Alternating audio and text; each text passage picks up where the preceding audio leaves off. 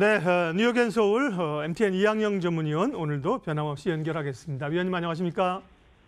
네, 안녕하세요. 이영입니다. 네, 아시는 것처럼 뉴욕 증시는 휴장이었고요. 유럽의 선거가 이제 끝났습니다. 유럽 증시는 좀 올랐고 크라이슬러 피아트라는 자동차 회사 르노가 합병을 추진한다는 얘기도 있었습니다. 합병이 성사되면 세계 3위권이라고 하는데요. 자동차 시장 또 우리 현대차나 이런 기업들에게 어떤 영향을 미칠까 궁금합니다.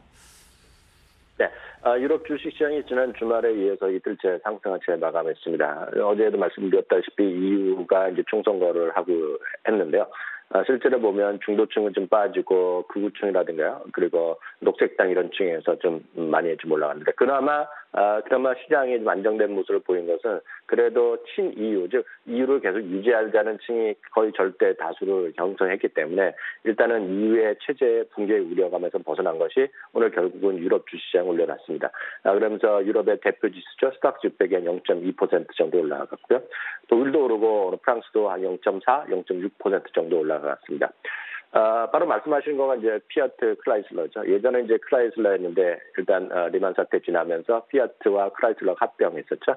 그것이 이번에 이제 그 르노 자동차에 대해서 5대5로 합병하자라고 제안하면서 각각 주가가 8%와 12%씩 급등했습니다.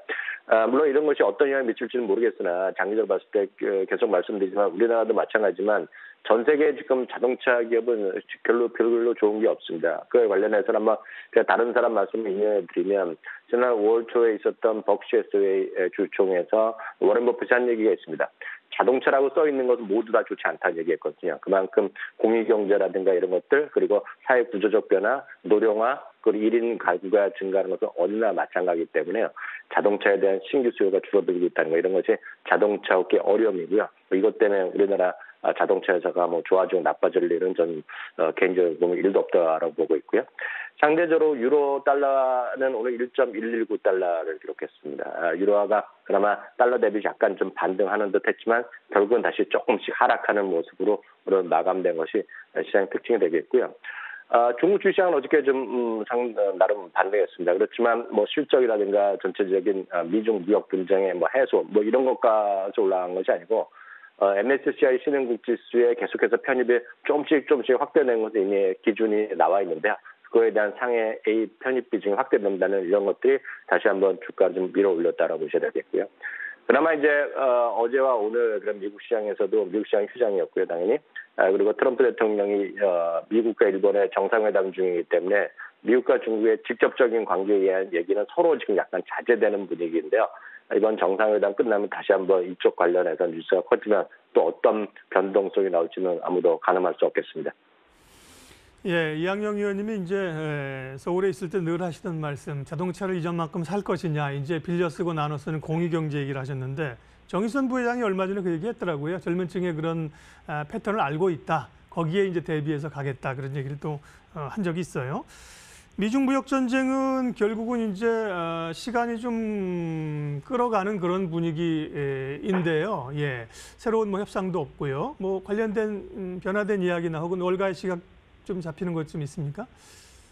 네, 몇몇 증권사가 주말을 통해서 그리고 오늘도 그런 뉴스 그런 보고서를 냈는데 UBS가 또 이런 얘기를 했네요. 미국과 중국이 현재는 무역 전쟁에 대해서 상호 견딜 만한 수준을 계속 이어가고 있고 획기적인 어떤 뭔가 좀 양보할 마음이 전혀 없다는 거죠. 그렇기 때문에 당장의 어떤 협상이 마무리될 것으로 기대하기 쉽지 않고 있고요. 빨라도 UBS는 연말께나 가능할 거라는 얘기하고 있습니다.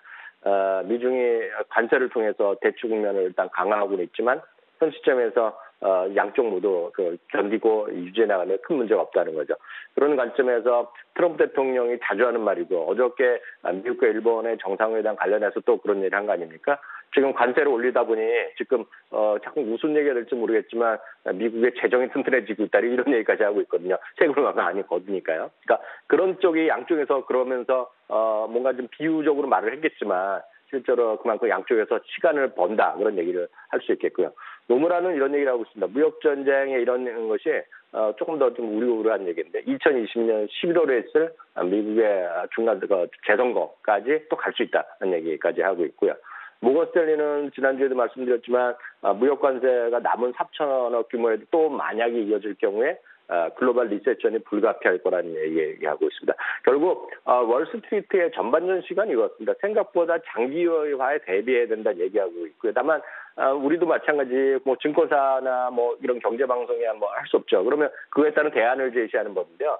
지금 대안은 사실상 보면 누구 하나 다른 얘기를 할 필요가 없습니다. 이것은 그냥 교科서 투자론에 딱 나오는 얘기입니다. 이렇게 변동성이 확대되는 시기에 여러분들 하실 만한 것은 딱 정해져 있습니다. 뭐냐면 지난주에도 말씀드렸다시피 변동성에서 좀 감소할 수 있는 거, 그걸 우리가 저베타 종목이라고 이야기하는데요. 국내에도 펀드들이 있거든요. 저베타로 구성된 종목, 펀드, ETF 같은 거가 1차 대상이 되겠고요. 아니면 시장에서 이렇게 경제가 어려워지면 금리가 낮추는 그런 거 압박이 이어질 수밖에 없습니다. 6월 달에 아마 제가 봤을 때 경제 뉴스에서 가장 관심은 6월 18일, 19일 날에 있을 FOMC 회의인데요. 당연히 금리 인하에 대한 목소 압박이 또 트럼프 대통령에서 또 나올 가능성이 있겠는데, 그러다 보면 금리가 낮아지면 고배당주에 대한 관심이 높아질 수밖에 없거든요. 그러니까 고배당주. 그리고 또 하나 종목을 굳이 따지자면 방어적 섹터죠. 방어적 섹터는 우리나라 똑같습니다. 어느 나라나 다를 게 없습니다. 유틸리티, 부동산, 근데 우리나라는 부동산이 별로 없기 때문에, 그리고 필수 소비재 이런 것들이 전반적인 대안이 될 수밖에 없겠습니다. 예, 종목 이야기하겠습니다. 뭐 간밤에 이제 뉴욕 증시는 뭐 열리진 않았습니다만 최근에 흐름상 또 주목할 만한 종목, 국내 증시 연관지어서 말씀해 주실 기업은요? 네, JP모건처에 있습니다. 특히 앞서 하나 빼먹었는데 결국 금융주도 결국은 고배당이라든가 그리고 방어적 섹터에 우리가 흔히 들어가는 건데요. 어찌되었건 JP모건 체이스는 글로벌 금융시장의 선두에 있는 월가에서도 대표적인 리딩 증권사거든요. 선두하는 증권사인데요. 배당금도 꾸준하게 올라오고 있고요. 배당 수익률이 한 2.9% 나옵니다. 2.9%라 그러면 쉽게 생각하시면 이렇게 보시면 되겠는데요. S&P 500의 평균 배당 수익률이 한 2.0%인 나라이기 때문에 2.9%인 거는 평균 배당보다 50% 이상 주는 거라고 보셔야 되겠고요. 주가는 뭐 큰 폭이 올라가기보다는 상당히 좀 버티고 있고 안정적인 흐름이라고 보셔야 되겠습니다. 국내에서는 뭐 우리는 대형 IB가 아직 하고 추진하는 곳은 있지만 본격적이 아직 형성된 건 없습니다. 물론 미래에셋이나 그 한국금융정도가 추진 계속 하고 있고 물론 법적으로 다 들어가 있는 상태인데요. 국내에서 증권주는 저는 키움증권이면 충분하다고 보고 있습니다. 사실상 보면 키움증권은 어제 같은 경우에는 지난주에 주말에 있었던 인터넷 뱅킹, 인터넷 전문은행의 도전에 실패했기 때문에 조금 떨어질 수도 있겠는데요. 실제로 보면 우리나라의 뭐 모든 또 섹터별로 봤을 때 보면은요, 최근에 가장 업데이트된 자료까지 제가 확인하고 말씀드린 건데요. 모든 섹터 중에서 실제로 이익 증가가 2019년 2분기뿐만 아니라 연간으로 이익 전망이 올라가는 섹터가 딱 굳이 따지면 모든 섹터 중에 딱 하나밖에 없습니다. 그게 바로 증권업종이거든요. 그러니까 시장은 어렵다 하지만 지금 돈을 벌고 있는 것은 증권회사밖에 없습니다. 그런 관점에서 대표 증권수는 키움증권이다. 그래서 키움증권은 여러분 한번 장기적으로 한번 해볼 만하다는 의견 드리고 있습니다.